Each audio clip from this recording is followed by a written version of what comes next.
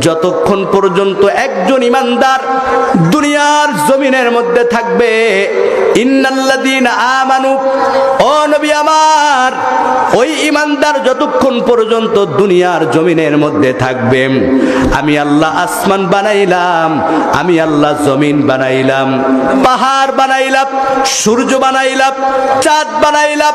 ও নবী আমার, ওই ইমানদার যতক্ষণ পর্যন্ত থাকবে, আমি আল্লাহ জমিনের মধ্যে কিয়ামত ঘটাইব না। বলি সুবহানাল্লাহ। সুবহানাল্লাহ। একজন ইমানদারের দাম আছে না নাই? আছে। কেমন দাম রে ভাই? আপনার ইমানটা কেমন? আমার ইমানটা কেমন? সাহাবায়ে কেরামের ইমানটা কেমন ছিল? আল্লাহর দরবারে সৌন্দর্যের কোনো দাম নাই, চেহারার কোনো দাম নাই, শিক্ষার কোনো দাম নাই, আল্লাহর দরবারে ক্ষমতার কোনো দাম নাই।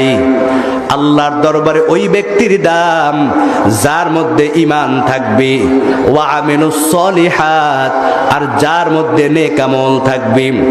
এই একজন ঈমানওয়ালা নেক আমলওয়ালার কেমন দাম! এই পৃথিবীর মধ্যে মায়ার নবী বলেন, চারজন কালো ব্যক্তি ছিল, আল্লাহর দরবারে এদের দাম এত বেশি, এত বেশি।